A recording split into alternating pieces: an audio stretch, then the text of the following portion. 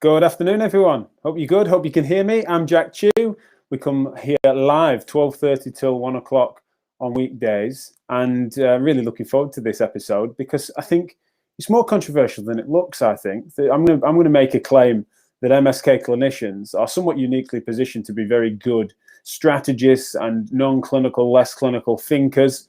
That I think some of the skill set that we've had to employ, especially those of us that are hopefully evidence-informed and decent and apply a reasoning-based model, I think there's a case to be made for us then being very versatile across society, across other projects, across, as I say, non-clinical and less clinical aspects of the job too. And I'm going to make that case as strongly as I can. But the reason I say it's controversial is because I think there is something that's a bit lofty and a bit arrogant potentially of that. And I think it could be that actually, no, that's just that a certain section of people are like that and they just happen to be MSK clinicians and therefore, yeah, whatever. But I want to know your thoughts on it. I also want to know your thoughts as to whether or not you can hear me. So please let me know and make sure you tell me loud and clear as to whether or not there's any tech issues this morning. Afternoon. But I've had a really good morning.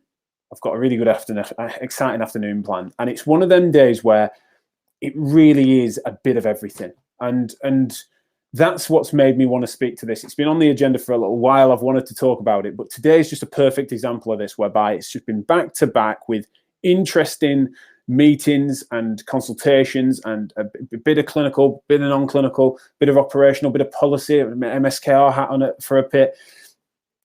And I think there's something to be said for the fact that never once do I not, in any of those contexts, do I not apply some of the skill set that I've acquired through clinical practice. And so I want to make that case with you. See whether or not you agree. Thank you for those that have already told me that you can hear. That is really helpful. I do get paranoid about that. So thanks for joining, and I hope you can participate. I'm going to ask you a question directly in a second, which I'd love your thoughts on if you are tuning in live, but also, of course, thanks for those that participate after the fact. info@physio-matters.com, the easiest way to reach us and the team if you want to suggest topics or contribute to the conversation, or feel free to comment after the fact on the public feeds, of which you find the recorded podcasts that we do, these live streams. Now, Alistair Beverley has said #Team Public Health. I think we're going to see more and more hashtags of these sorts. Therapy Live sort of teasers to the roster got announced this week. And then on Friday, the whole program is out and you'll see side by side 10 streams of education, what is going on at what time, and you're going to be able to plan your day. If you haven't got your ticket already, then you're one of very, very few that haven't. So please do snap them up and don't miss out. But yeah, there's going to be some healthy banter and competition for who vies for the most eyeballs across the streams. And the public health stream is looking fantastic, and no small part due to Alistair's ever presence across that stream. He's going to be absolutely brilliant, as all of them are. But it's highly competitive for an audience. So yeah, my direct question to you then is, do you think that MSK clinicians, quality MSK clinicians, so I'm talking about evidence-informed, reasoning over recipes style clinicians, of which you know I'm passionately about promoting, also try and back myself to be one, you know, someone that is coming at things in a thoughtful analysis rather than almost categorically thinking about cookie-cutter approaches to people's care. Those sorts of clinicians, I think they make for good thinkers. I think they make for good strategists. I think they make good policy makers, but I would say that, wouldn't I? Okay, I'm trying to make a case for me and mine and my core audience and stuff. But I wondered if you agree with that, and if you do, is that just coincidence though? Is there a there? Because I've heard some people would counter that and have countered that when I've floated it before over a beer or two. Said, no, to be honest, some of the best clinicians just, you know, they need to stay in the lane. That's where they're at their best, because that's where they're most passionate, and anything that they deviate from, it ends up being chaotic and stuff like that. So I really find that to be interesting. I'd love your thoughts on. Now, I'm going to close the comments for a second and then come back to them. So please answer that question if you can. Do you agree with that broad premise? And if so, why? If not, why? You know, just yeah, indulge me that if you would. You know, the repurposing brilliant clinicians into other things. Is that decent? So let me sort of go into why I think that. So I think contemporary MSK practice, done well, done properly, is at the heart of it a thorough analysis of a problem. So you sit across from a patient, you sit next to a patient, sit however you want to with a patient, and together you discuss an issue. Oh God, I've got pop-ups coming up here. I didn't turn my emails off. That's a rookie mistake. I'm going to get distracted there. Right, WhatsApp's off, emails off. Right. So yeah, you're sat with someone and you are thoroughly analysing a problem, right? You know what you know, they know what they know, and you converse to try and get what I always describe as all the cards on the table. What are the factors affecting their symptoms? What are the factors affecting their condition? What are the factors affecting their lives that might then interfere with compliance with a program? How can you therefore go through a true shared decision-making process to then come to a conclusion over what it is, but also what to do about it? And there's this diagnostic element that comes from that as well, right? Be that a working diagnosis, be that a general hypothesis, be that an ABC, be that a window or an umbrella diagnosis. I don't care, but you're coming up with some form of diagnosis. You're trying to identify the problem clinically, right? Regardless of what body part it is. That's good MSK practice for me. Rather than what I would say, counter to what I consider to be poorer dated MSK practice. Although I can understand why people fall into this, but sometimes it's just pure pattern recognition, and then you're trying to work out what the person is saying that would mean that, oh, that's OA knee, oh, that's patellofemoral pain, oh, that's an impingement, even if you were to use that terminology, oh, they've just got a whiplash-associated disorder and stuff. It's like, well, what do we do with them? Rather than it being a more contemporary approach, would be what is the complex mosaic that makes up this person, and how is it individual to them on diagnosis, which is not disembodied from the next step, but I'm just meaning that is the analysis that's going on in that first instance with assessment. And then if you had to then say it's another thing, but it continues naturally on from it, is then you're solving that very problem. So you've got a thorough analysis that's individualized, and then you are together with the patient, truly collaboratively, understanding what the factors affecting those things are, also are the factors affecting their ability to comply with and engage with and aspire to a solution and a treatment plan and a care model that would then get them better. And that is that you've analysed the problem thoroughly, and then you've aspired to a bespoke and tailored solution to that problem.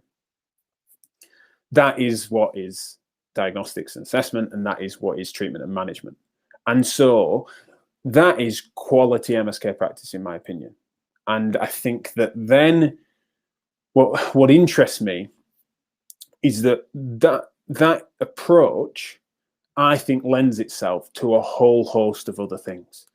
So all these other meetings I've taken today and all the other things I do in my weird and wonderful role, I just can't think it's so dissimilar. And I can't think that my pursuit of trying to better myself in that direction clinically, as well as the fact that being at the heart of everything, the center of the bullseye. If you listened on Monday, I described the woman in Coventry for those that hadn't heard it before. My analogy as to what we're trying to do is, in a nutshell, make the woman in Coventry who's a made-up person in 10 years' time that presents with knee pain of some sort. How do we make sure the care delivery is better for her? And what has emerged in my work and my life to try and aspire to that, right? So, but why I'm bringing that up now is to say what I think aspiring to solve those things and problems are clinically, I think is transferable across the piece. So, for example, I'm a podcast interviewer, right? You sit across from someone, and I know what I know, and they know what they know, and we analyze a problem together, and we ask questions of each other, and propose things, and pontificate them, and then inevitably, not in two sections, but generally speaking, you have this back and forth between analysis, proposition, a solution, analysis, proposition, a solution. What is it, and what can we do about it, if it is indeed a problem? And then you have sometimes that opportunity to sort of reflect, I think it's less of a problem than people say, or it's more of an issue than people are giving it credit for. And so you end up with that interesting balance there. But generally speaking, I struggle to find there being massive detachment from, when I'm sat across from a patient, I'm sat across from a clinician, really. I've always said for a while, it's like you're going about sort of solving this together, and analysing it thoroughly. Now that then continues. So let me just give another example, is that when you're then invited to, say, a working group to solve some sort of complex policy problems, like say it's a governance thing, or there's a standards, I won't go into the detail, but I was fortunate enough to be on a real who's who list this morning, like a policy discussion. It was really interesting about care quality standards for MSK.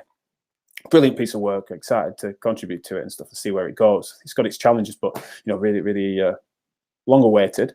And but what are we doing, right? Well, we're analysing a problem as carefully as we can, getting all the voices in, and again, you've got some people making a case that some things are underrepresented, and other people saying, I think that's probably over egging it, and then you're trying to refine it, and then someone's got to then make the case, right? So this is what we think is sort of as close to a diagnosis as we can, and then everyone then aspires to solve that problem, right? What is it that we want to achieve? What is it? What are the goals? What are the?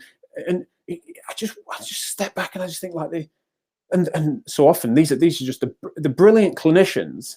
And they're solving problems like clinicians. I just think that is so relevant. I think that goes a step further. And so I think that channeling those energies into policy implementation and stuff is brilliant. Now, it doesn't mean that we don't get succumbed into the same mistakes we can sometimes make clinically. Like you can over-assess and paralysis by analysis and not try stuff. I think there is sometimes a dearth of creativity in clinical practice. And I think that sometimes plays out in those contexts that I've just described, where in education, or in policy making, I think sometimes we end up, just making sure we're almost too thorough, and you miss your moment, or you miss the incredible information that can be got from trying something, and that's something we're kind of better at clinically these days. I think is that you try something, and I don't mean like test, repeat, try something and then redo a given test. I think that's been quite misleading historically. So I'm not saying like you wiggle a joint and then, oh, look, it moves better, therefore we must have influenced it in a really meaningful structural way and stuff. I think that's sometimes been a misnomer. But what I mean is that you go away, you try this, get the balance right, get the dosage right for a period of time, come back and we'll have load your body in this way, move your body in this way, avoid that thing, and let's see where you are in a few weeks' time. That's a hugely powerful assessment-related information, even though it's sort of erring on the side of treatment. I think that's one of the things we need to make sure we do educationally and in policy. Is like, well, why we're not trying it? Why we're not bringing something forward as a pilot study ahead of time, even though it might be ahead of the main project. We need to try some stuff. We need to put feelers out. We need to do some market research. I think that sort of could be done better. But what are we doing again? We're analysing things thoroughly and then creating bespoke, tailored solutions to the problem. And if your diagnosis is naff, then you might end up helping something by accident. Broken clock is right twice a day. You'll have heard that expression before, including from me. But if your diagnosis is accurate, your analysis is accurate, then inevitably there's a more refined solution that can be created. Now, if you're then someone that is trying to aspire that to be a cookie cutter approach, right? And you're in that either clinical or operational mindset that it's just like, right, tailored approaches are bloody complicated. And so instead it's like, how can we recognize patterns and then just, this solution has worked for us before and it sounds sort of similar, and so we'll do that, right? It's lazy. Understandable in some ways, but it's the McDonald's idea. Oh, I always miss that.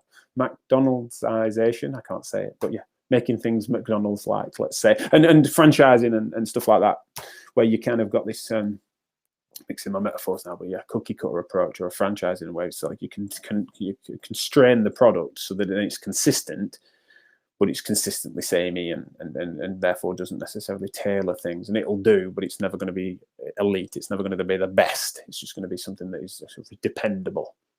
Now, we want to be dependable, so we can't always be too creative and too scatty and stuff like that. But I just think there's something about it, something about MSK practice. And I think the youth of it, I think the fact that we've still got so many things unknown, people could make a case for that. That's just you're just describing medical professionals, Jack. I've heard that before. But I think to some degree, pharmacists and doctors and even nurses to some extent, there's just like a longer legacy as well as the more obvious contained style of practice. So I'm making a case that it's this, contemporary clinicians, and that's of all stripes in MSK, that are then recognizing that so many of the foundations that we used to rely upon have ended up being disrupted. Some of the things we used to think we could do with our hands or with needles or with tape or with exercise, it's not correcting what we thought we were doing. And so instead, that uneasy foundation, right? Let's use that as an analogy, right? The foundations being so unstable and wobbly and moving, malleable, has made us better at balancing, better at adapting, better than dancing around those things. I don't know if I'm abusing these metaphors now, so I will shut up and bring the comments back up in a second. But that, admittedly, I think, transcends all of the different disciplines of which I've ended up working in. And I think that the best people at it certainly because I'm such a generalist. So I like end up meeting with clinicians and educators and then and students and all sorts of cool stuff that I've done. And today's been a good example of it. Or when I'm consulting with a brand about marketing, or I'm asked to sort of help with other problems. It's like the best people in each of those places. It's so good to be inspired by them. And I just feel like when I look into what is it that you're doing there that's so special? And I think often in this space, it's because they're going about things with that clinical analytic mindset that doesn't narrow things, it only broadens them. And then they come up with a bespoke solution because they've listened carefully. And that I think is cool. And it also bodes well for our ability to influence beyond the clinic room. You know, I think that's one of the things that's really quite cool on this, is if I'm anywhere near right, then I hope that will mean that we can exert our influence more, you know, more across the piece, really, in terms of even the large P politics, I would say. You know, there are some physio and osteopath MPs and aspiring counsellors and all sorts of stuff like that, which just doesn't surprise me. No, you're going to have MPs from all walks of life and stuff, but it's just that I think there's something to be said for the way in which not only we were trained, but also what we've had to do in the current landscape and the current evidence and things like that. So let's have a little look what you guys think. Really appreciate it. So for those that are just tuning in, my question that I asked of you is whether or not you think there is something to be said for quality MSK clinicians, them being good strategists, thinkers, you know, generally in terms of the non-clinical, less clinical aspects. Are they well suited to it? And if you agree that they are, but only in certain circumstances, is that just coincidence? Is that because some people are good at that? Is your experience that actually your best clinicians actually naff at everything else, and that I'm just encountering some people that are just great polymaths? I don't know, but I just want to know what your thoughts are, which is interesting. Thank you to Paula, who said all strategic conversations are for the benefit of patient care, so why clinical voice is important. Yes, I think that's a really good point, is that if you can keep at the heart of what you're doing, the reminder always that it's all about trying to drive towards better patient care, both on an individual level and a population level. I'll just put up Alistair's hashtag again, you know, public health level, really, is that how can you recognize, if you continue to recognize that whatever it is you're doing, just remember, and that's why the patient, you know, involving patients in these sorts of things and having patients lead on many of these projects, is that it's not just about tokenistically then thinking, let's get a patient in here, let's get a patient's take on the matter. It's like, well, no, co-create something like you would a treatment plan done properly. You know, that's one of the things that's a good idea as well, is that if you're doing true shared decision making clinically, then it's equivalent in projects and in ops and in even marketing and stuff. Is like you would co-create that together. You would recognize that this isn't something you just consult patients on. This is something you involve them in because it's for them. It's all for them. And you also can empathize then with patients. It's like, it's for you. You are a prospective patient. You're only ever a car crash or a sprained ankle away from being a patient, of course. And therefore, and there's a taxpayer within the health system and all sorts of stuff like that, whereby, of course, you want to extend your empathy as much as possible. But I am also aware that there's such a deep bias to me saying this, because that's something that is, you know, my clinical background. I'm making a case for that being dead relevant. And so maybe I'm deluding myself. And there's definitely a sample error when I think about the people I've been in meetings with and stuff today, is that, you know, I'm therefore not going to encounter someone who's the most brilliant person on that call was not today going to be an accountant, because I've not been on the phone to any accountants, right? So I'm just recognizing that there's these really versatile clinicians that are also applying themselves into other areas of the industry. And I'm just like, yeah, you know, you're brilliant. I feel like I can see why you'd be good at treating someone with a sore back, you know, because the way that they're thinking, which I think is good. Now, Joe Turner's hopefully, agreeing, it seems, or another analogy. I said like wobbly foundations, and I started to struggle, didn't I, with that metaphor. So she said finding our feet in the quicksand, which is nice, yeah. And yeah, it makes you talented, makes you light on your feet. Let's play on that analogy. So if you're in quicksand, you've got to be light on your feet, I imagine, and your balance is going to be good, and you've got to stay upright and all sorts of stuff we could extend. But that does, I just don't know. Some people maybe would think, and I can think of some people that, you know, it's so context specific, like they're really adaptable and versatile in a clinical instance, but it doesn't transfer very well. Whereas the people I'm thinking about, I think it does extend. It does extend beyond that. She's then gone with surfing the wave. She's just reeling off examples and metaphors. Now, surfing, of course, is one that I look forward to getting back on the waves this summer. Certainly, an analogy I can get behind, and yeah, I think it's a fair one. I'm just trying to filter through these comments because I just want to bring Joe's up as if one. There we go. I totally believe that physios would be killing it in most other professions. This is what's interesting, and there's an upside to that because it's I think I'd agree with Joe on that, but then there's a downside in that if physio and in healthcare and we don't look after ourselves and each other, or that the industry doesn't find a way to justify its worth. We talked about value and this interesting concept as it is that transcends disciplines. Value gets talked about in finance, but it also gets talked about in psychology. It talks about in sociology. There's something nebulous about when you feel valued. Is that, what's that mean? That doesn't necessarily mean it's got an obvious price tag to it, like something might be valuable. It's such an interesting thing. Is that if we don't find a way to make that happen, then because I think Joe's right, means that I think we end up with an obvious flight into other professions. If the access barriers for something else was lifted, or if companies and organizations that are even adjacent to healthcare started to recognize the versatile talents that, say, physios and other MSK therapists have, arguably because of some of the reasons I've outlined in terms of sort of training, disposition, the moment in time with our profession, I think we end up with a massive flight out of physio for the rewards that could be, say, financial, they could be for respect, they could be for work-life balance. If we still stick with a really antiquated care delivery model and we just think that we can then battery hen therapists into, right, here's 23 and a half minutes that you've got to go and see a patient, and the buzzer will go off when you exceed that time, and then we'll wheel in the next patient and stuff like that. People getting worn down, and then recognizing that people in other industries and disciplines are able to then start to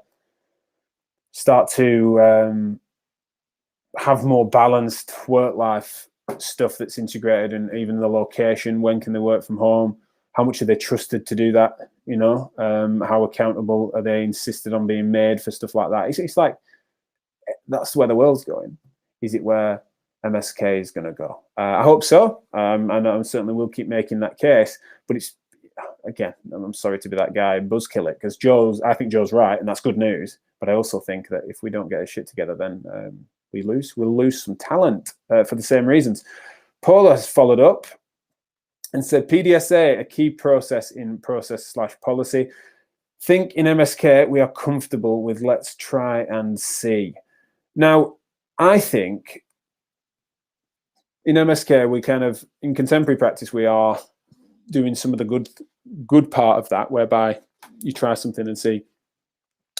But if that doesn't, then if you don't follow up and refine it, if you try something and see, and then don't act sharply and in a timely fashion with it, or sometimes I can understand why we might be guilty of this. Let's try and see, and it works a bit, and it's just like, well, let's not change what's working. I'm always saying that, I'm mocking myself there with that. But sometimes we then don't refine it a bit further. We don't remember that was just a bit of a trial, or we'll pilot something. When I worked with Paul, it's funny, I don't know if she remembers me saying this, but we had a point where we were being so innovative. We had more pilots than physios, and it was no bad thing because we were innovating. But it was just that sometimes there is a risk, and it didn't happen in that instance, but there is always a risk whereby you don't then consolidate the learning and adjust it, because you end up bottling it. You think, well, it worked, and so I thought, let's double down on that on what happened and move on to the other things and do other things. If something starts working, you don't then think, well, could it work better? Sometimes you don't always have that chance to. You think, well, no, it's moving in the right direction. Let's do the other things. There's other fires to fight. Let's say, if a fire is being put out, then it can then mean that you can move on to other things. Whereas actually you could think, well, in the process of being put out, it's being put out slowly, then let's reduce its damage. Let's put the fire out completely. Sometimes we don't double down on that, which I think is a shame. However, I think MSK clinicians are well suited to doing that sometimes, whereby we will know the sequelae of getting someone 80% better.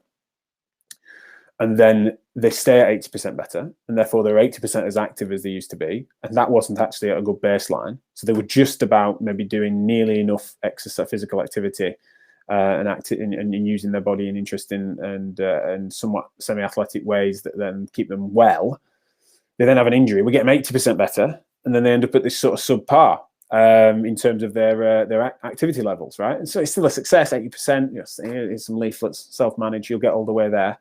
Is that we know the consequences of when they come back in and they've allowed themselves to not fully recover, or we've not set the parameters that help them do that, then the consequences downstream of that are significant. Now, if we're thoughtful MSK clinicians and we're realizing that, then hopefully that makes us more thorough. And even if we're not the best people to do this, so I'm projecting a bit here, but when there's things that I'm not a finisher, so it's like the polishing. I'm always basing the principle of hopefully 80% of mine is good enough. And because that attention to detail, I have to get people around me that have got that detail focus. If MSK land, MSK land, it's Felicity Thou famously, but certainly across our business group. Then my wife Charlotte, who is a phenomenon for stuff like that. The yin to my yang in life and in work is that detail, that finalizing. That's making sure we get as close to what could be perfect as possible. And that is something that we need to make sure we keep in mind. And I think, again, the clinical overlay for that is important. Latest from Paula is not just a plan and do, it's study and act to complete the process and then go again if needed. Couldn't have put it better myself, Paula. Thank you for joining me today. Really appreciate it. Paula's had some exciting news recently. She announced that she's leaving the service we worked on together, and she was the reason I went and joined that team. Huge, important part of my career. And so for her to be moving on from that team, that service that she's worked on, developed, built, and is central to is such an exciting opportunity. And Paul, if you're still listening, wish you so well. And I'm so excited for your next steps. So excited that we've still been able to work together on MSKR and no doubt other projects and stuff. So yeah, just amazing. What an absolute scoop from the trust that she's then going to work on with, which is just amazing. So I'm over the moon for her, and I know how it amazes me just how hard that lady could and should go. So yeah, I hope you're still listening, mate. Now, this is unforgivable. I've got a message here from Toledo saying, hello, just tuned in live. Toledo, I'm wrapping up now. Would have loved your thoughts on this. And so, yeah, please, if you do get a chance to, have a little listen back. Always thoughtful points from Toledo. And I think that's the funny thing with private practice. So Toledo works in private practice, and there is a case that some of the best clinicians don't necessarily make good business leaders and stuff like that. Certainly, I've found that I have some weaknesses in that direction. But on the whole, I think there is something interesting about how a clinician can sometimes then be a really interesting entrepreneur. It means that sometimes the systems and the operating stuff means that we're sometimes busy being creative and don't necessarily consolidate. It's sometimes a problem that I've heard people say about business. But generally, yeah, for Toledo and others that work more in private practice, and Jo, if she's still working, Joyce is still listening perhaps, and we'll pick this up another day, is that does my theory sort of fall apart a little bit with regards to that sort of clinician business person in private practice, because they're sort of famously sometimes at odds with each other? Or do you think that is a good example of what I'm on about, whereby people can be versatile? And I think that the entrepreneurial spirit is one that I've seen across the piece in MSK therapies. And I think one of the reasons is that you've not got hard and fast rules, guidelines to follow these days. And if you're a clinician that is following hard and fast rules, guidelines, and protocols, then I think you're full of shit clinically. I think you've missed the boat, really. I think that, yeah, you could do that, and therefore you could be someone that is then cookie cut approach in everything. But I just don't think it works. And I don't think that will be. I don't think that will be sustainable. So I mean, this audience is who the hell am I talking to there? It's not for a second me saying that would be you lot, but I just think that that's a shame, and where the argument falls apart if I was to say that all MSK clinicians then would be brilliant at everything else. It's like, no, I think that those that are what I think are in the right in terms of the evidence-informed clinical reasoning over recipes thing that I mentioned at the start, those I just think they're so versatile. And also some of the students that are coming out that have had to go through this pandemic. And I mentioned this last week at one point on a show about the fact that they've had to think on their feet so much, and some of them have come good. They feel like they've got gaps educationally, and that's fine. We need to bridge them. But generally speaking, some of the resilience and robustness and adaptability, agility, is quite a cool thing that's about to enter our profession. And so we need to harbour that talent. Thanks so much for tuning in, guys. Really appreciate it. It's been a really fun show for me to do. I really wanted to get that off my chest. Thanks for joining in. I'm sorry I haven't been able to get to all the comments and questions. Alistair Beverley spamming the chat with hashtag Therapy Live and hashtag Team Public Health. Keep an eye out for more of that, especially across Twitter and LinkedIn, because I think it's going to get noisy. The program is out tomorrow in full, and so people are going to see side by side 10 streams of education. The competition is on for which stream and which sessions everyone attends. And let's finish with this wonderful point here, which is that physios are so much better than they believe.